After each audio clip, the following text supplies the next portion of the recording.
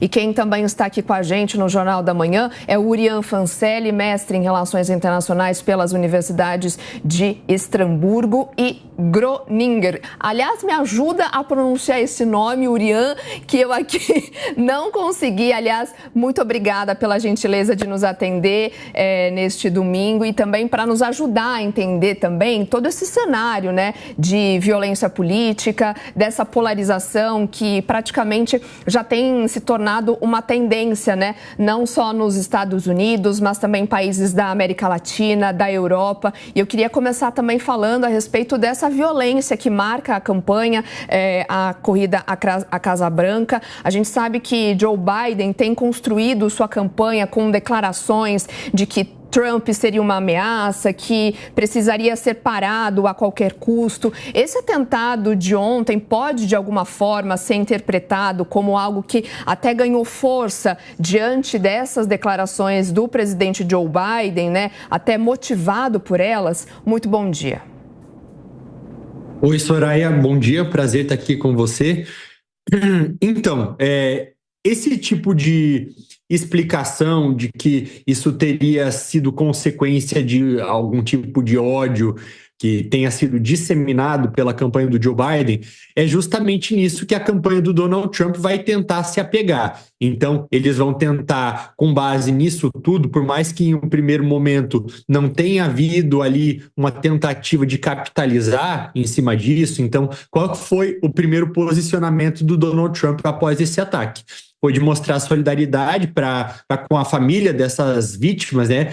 Uma pessoa morreu, outras ficaram feridas também, e ele disse que ele estava bem, então ele tentou passar uma imagem mais humanizada.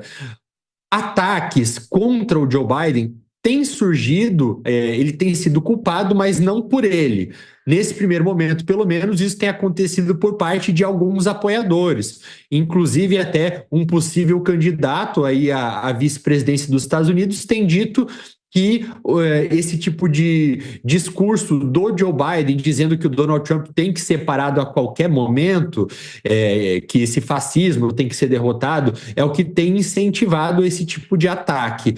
Porém, a gente não pode ignorar o fato também de que o Donald Trump, ao longo do tempo, ele tem incitado intolerância também. Ele acabou sendo vítima de um sistema de polarização extrema que ele mesmo também ajudou a fomentar e a esquentar. Então, algumas declarações que ele tem feito ao longo dos anos, não apenas agora, mas também lá desde a primeira candidatura, em 2016, por exemplo, aí um comício na Carolina do Norte, o Trump ele incentivou seus apoiadores a serem mais agressivos com os manifestantes. Então ele disse, se você vir alguém se preparando para jogar um tomate, dê uma surra neles, tá bom?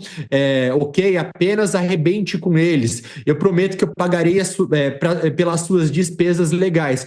Então, esse tipo de coisa, ele não acontece do dia para a noite. Ele vem sido aí...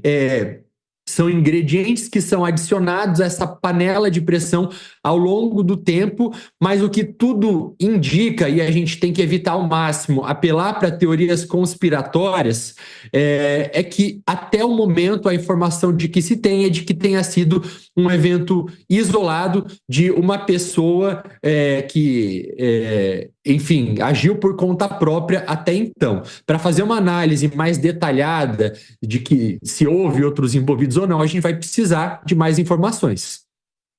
Claro, Urian, toda outra questão que eu queria conversar contigo é justamente com o advento das redes sociais, o posicionamento político mudou, né? As pessoas parece que elas precisam ter uma postura muito firme, decidida, né? Ultrapassando até os limites aí institucionais dos cargos.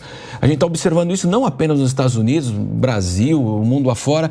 Seria isso, quer dizer, a pessoa não pode ser bege, né? Aquela coisa, ela tem que ter opinião, ela tem que ser incisiva. E é claro que, infelizmente, isso acaba descambando também a violência.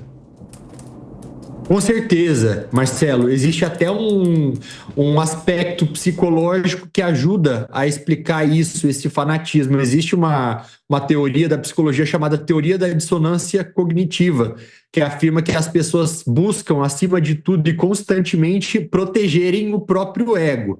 Então, é como se elas a todo momento tivessem munidas ali de prontidão para sempre mostrar que o lado delas é o lado certo e o lado do inimigo, o lado oposto é o lado pior.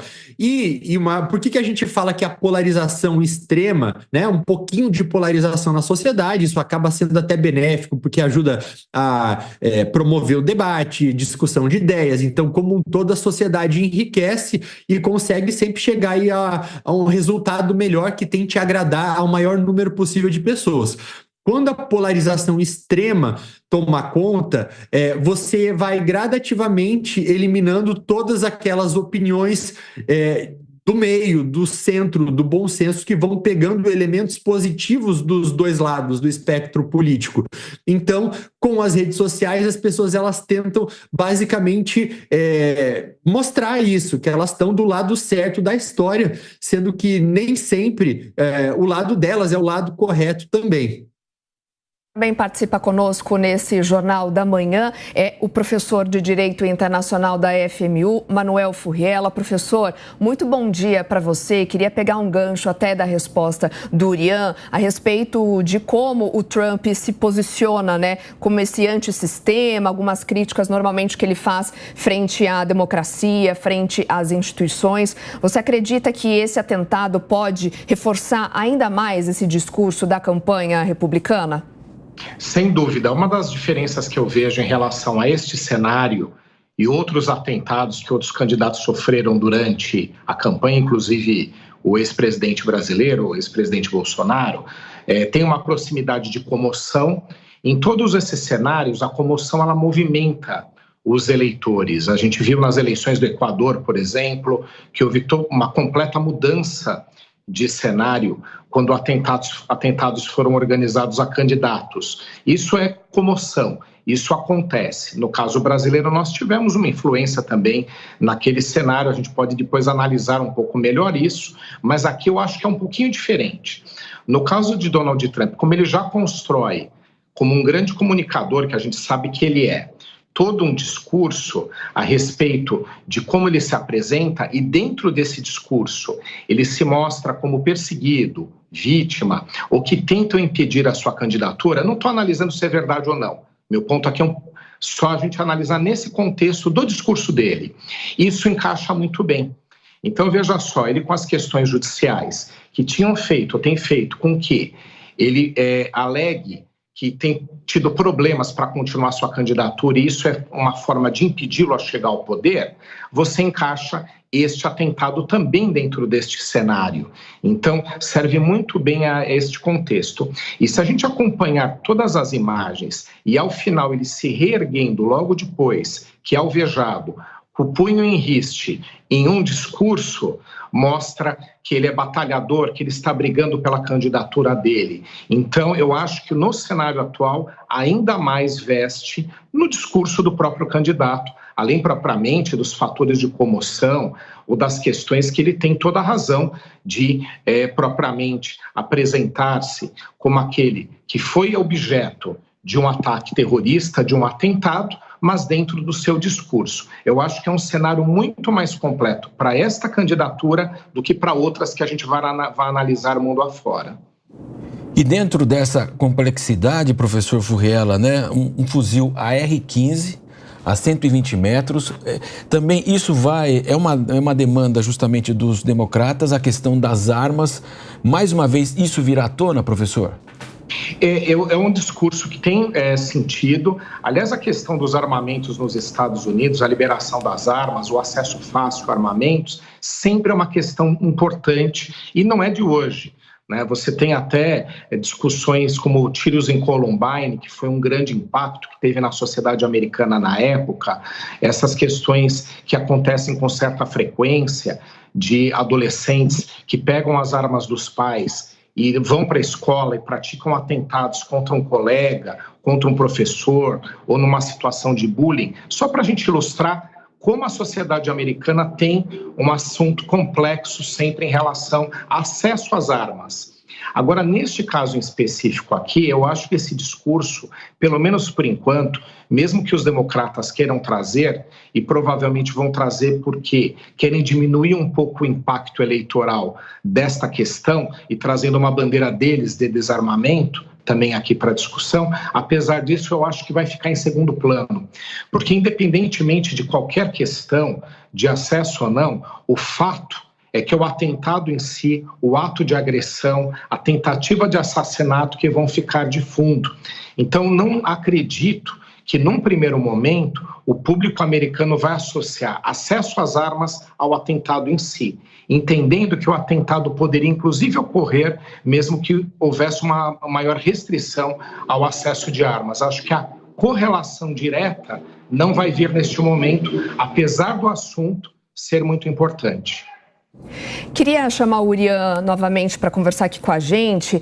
Urian, a gente viu que esse atirador, né, ele foi registrado para o lado republicano, inclusive de acordo com uma listagem do banco de dados de eleitores da Pensilvânia, né, que correspondia ao seu nome, idade e também endereço. E a eleição presidencial desse ano teria sido aí a primeira em que ele teria idade suficiente para votar. Seria algo até contraditório ele estar do lado republicano, né, mas não quer dizer que ele apoia Trump.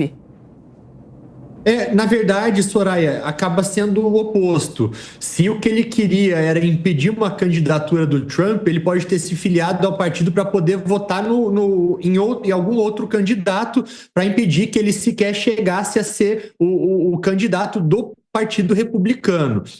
Então, eu acredito que essa seja a explicação mais viável para isso.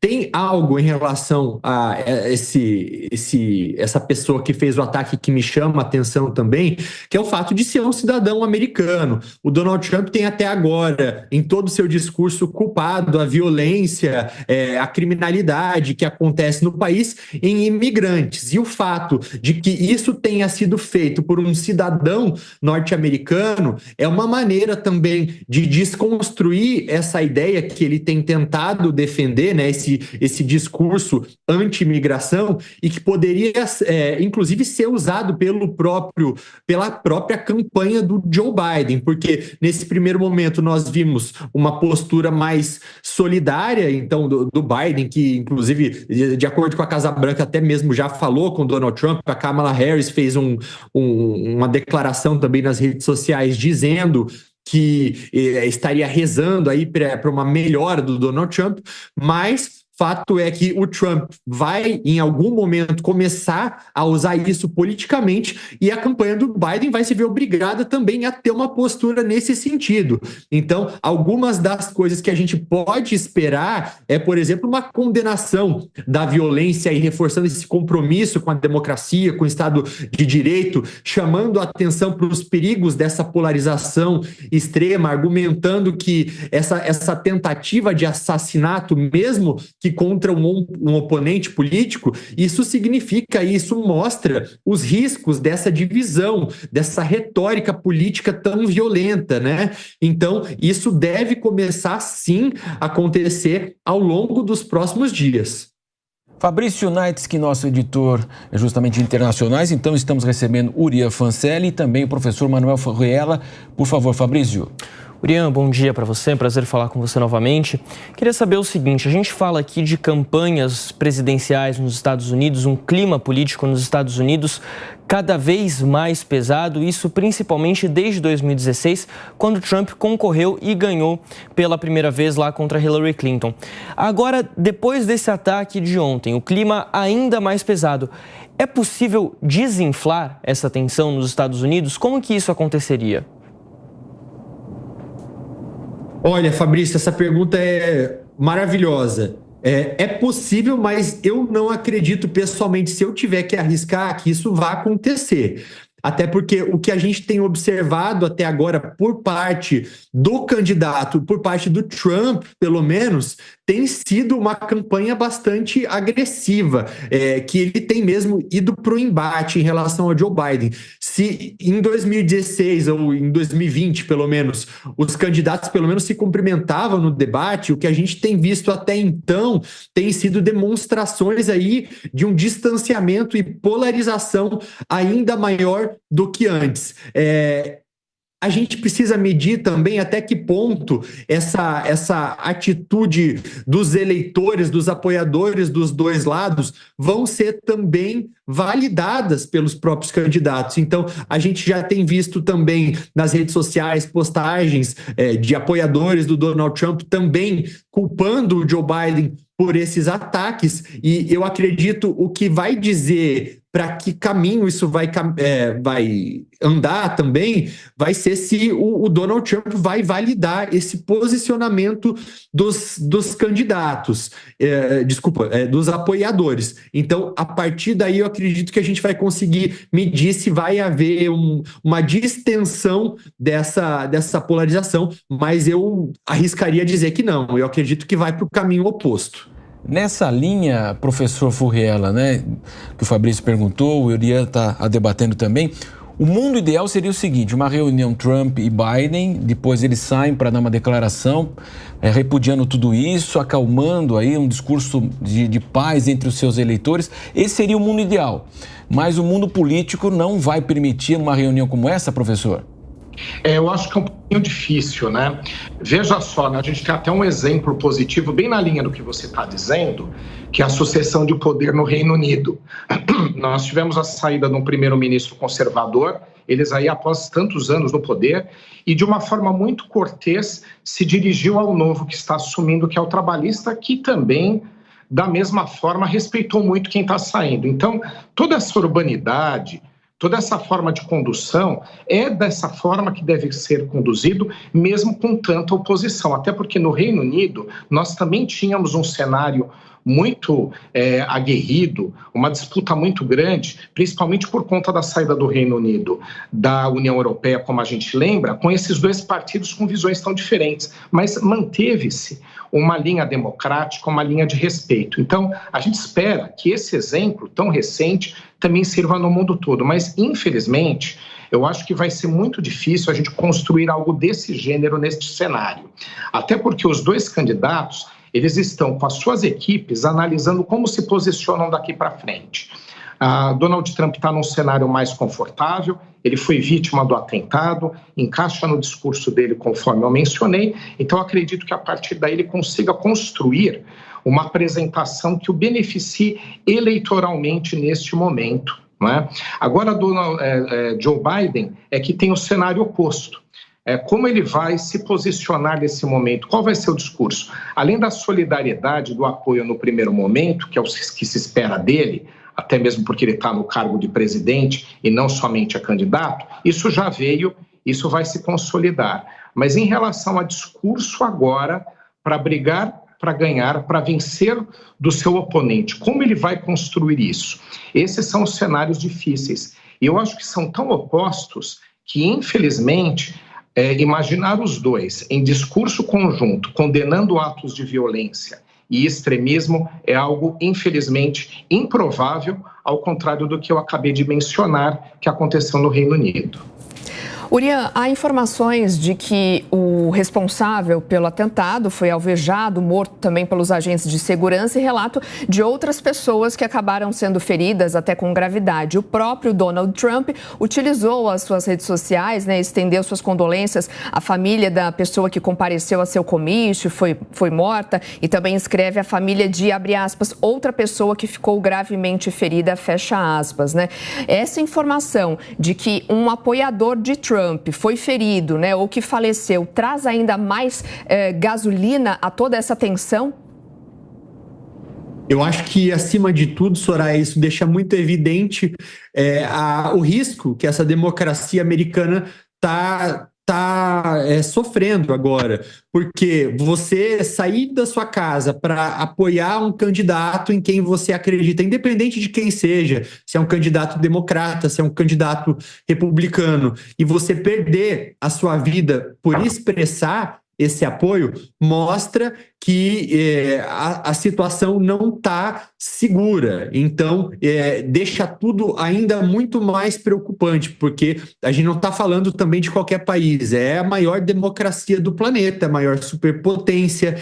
Então, se isso acontece nos Estados Unidos, se os Estados Unidos chegam a esse ponto de urgência, o quão seguro estão as outras democracias do mundo que são ainda mais frágeis? Eu acho que esse é um questionamento que a gente tem que fazer também aqui no Brasil, em outros lugares.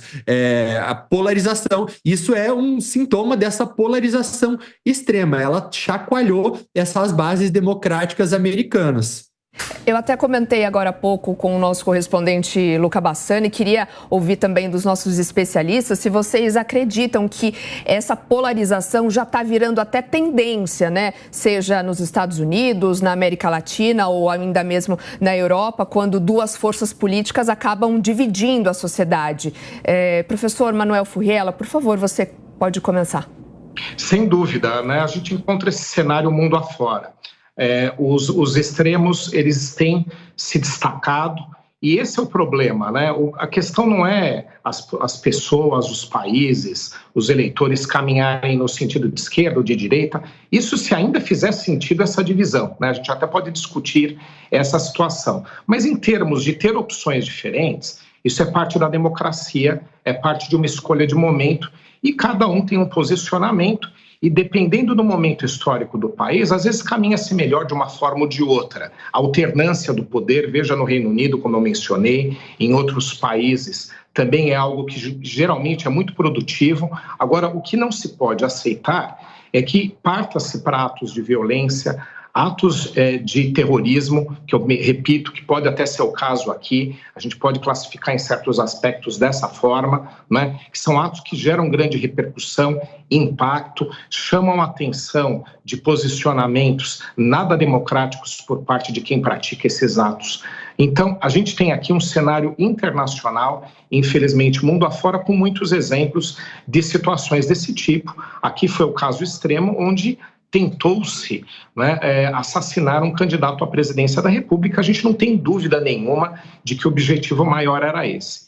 De qualquer forma, o mundo tem que ficar alerta para esses posicionamentos e tem que buscar encaminhamentos democráticos para que a gente comece a manter ou traga o mundo para uma normalidade que permita o debate, troca de ideias, opções políticas, mas não que se desrespeite a opinião do outro e que principalmente se agrida. Incluo aqui também as questões verbais. A gente vê nas redes sociais, quando há um posicionamento político, muitas vezes as agressões verbais, elas vêm aos montes. Então, acho que a sociedade tem que passar por um momento de reflexão e, pegando aí carona na tua pergunta, não é ato isolado dos Estados Unidos, é um problema mundial.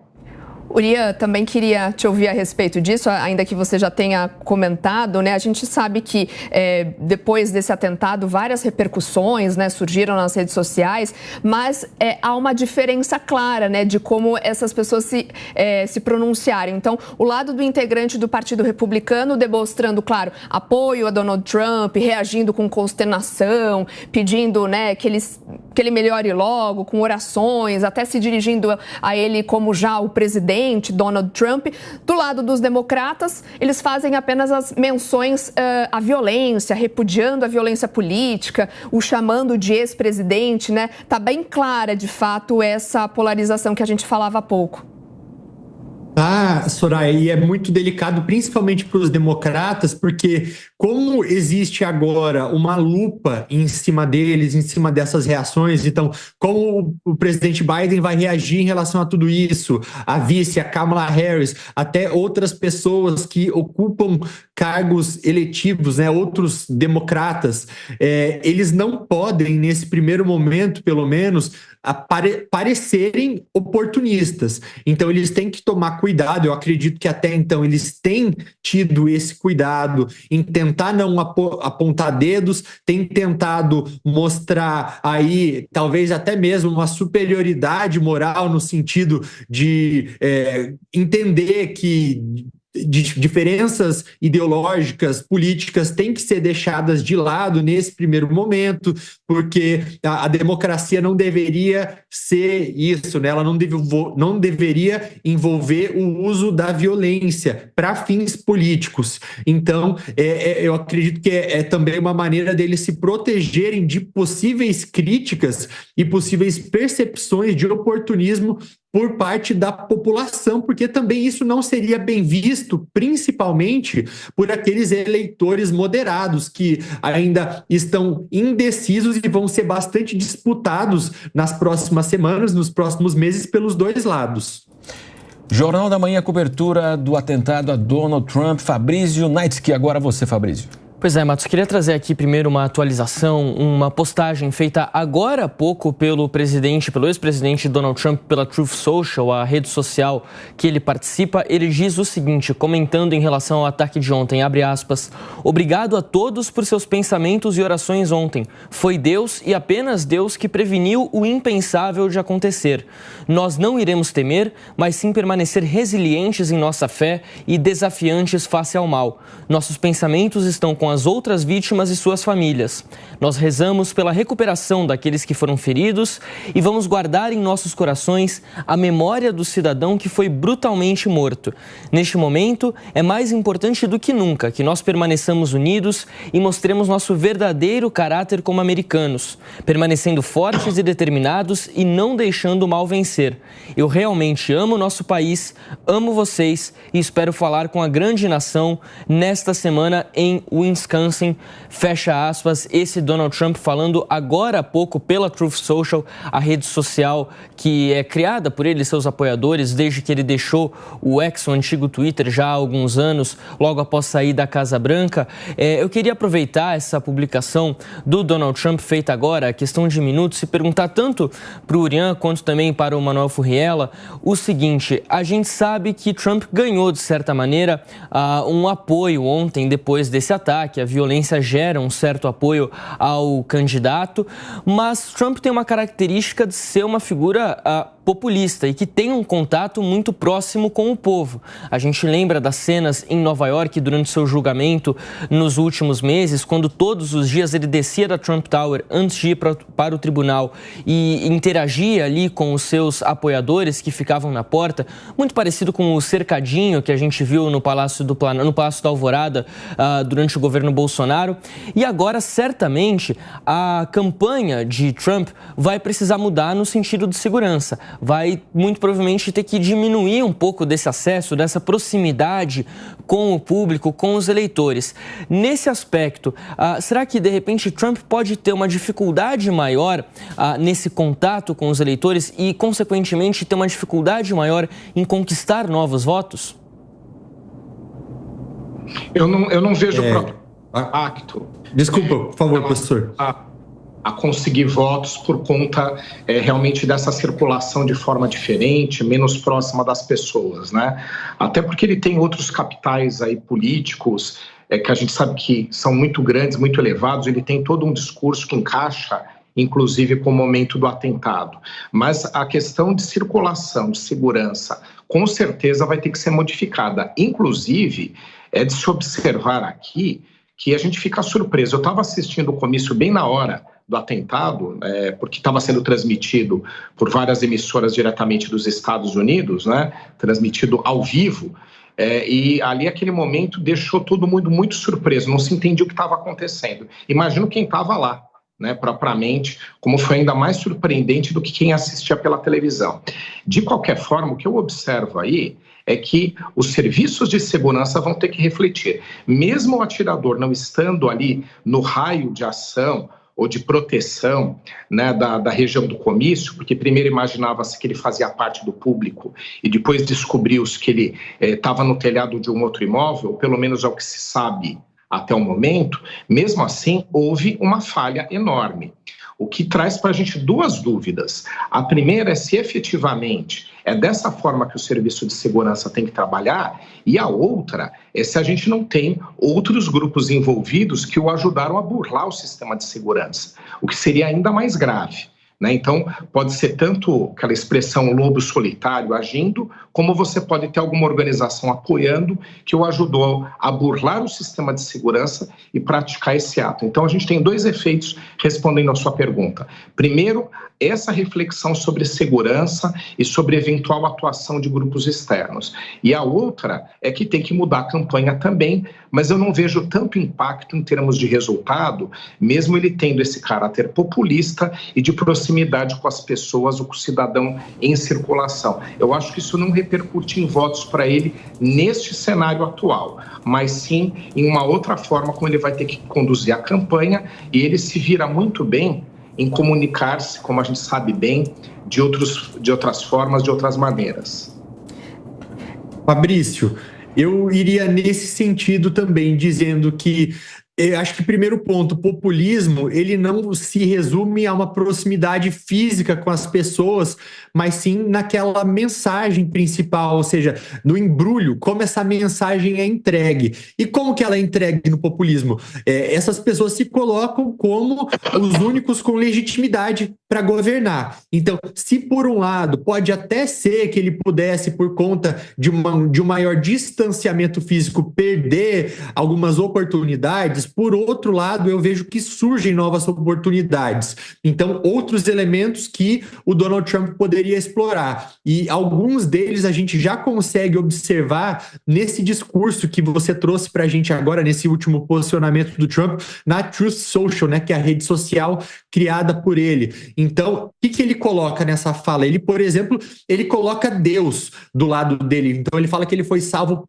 por Deus já para tentar, de alguma maneira, trazer aquele público mais evangélico, que é tão importante para a campanha dele, né? Ele que tem usado alguns elementos também, tem defendido aí, distanciado do tema do aborto também, para tentar trazer esse público. Ele fala também nessa mesma postagem sobre os verdadeiros valores americanos.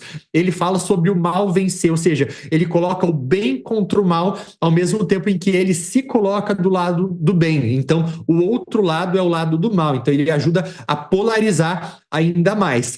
E vindo mais nesse discurso também, ele traz de volta aquela narrativa de resiliência. Então ele tenta se apresentar como uma figura resiliente, heróica, que apesar de todas essas tentativas aí de ser abatido, de assassinato, ele vai sobreviver e vai lutar aí pelos seus ideais, vai fortalecer a sua própria imagem como líder forte, e o Biden vai precisar tomar uma medida para tentar impedir com que esse discurso não cole, principalmente em relação àqueles candidatos, aqueles eleitores mais indecisos. Então, ele vai precisar melhorar aquele discurso dele em relação à segurança, à prevenção da violência também, vai defender políticas mais robustas em relação a tudo isso. Então, vai precisar haver um ajuste também aí do lado do Joe Biden. Muito bem, nós agradecemos então a participação do Urian Francelli conosco na nossa programação. Nós vamos agora a um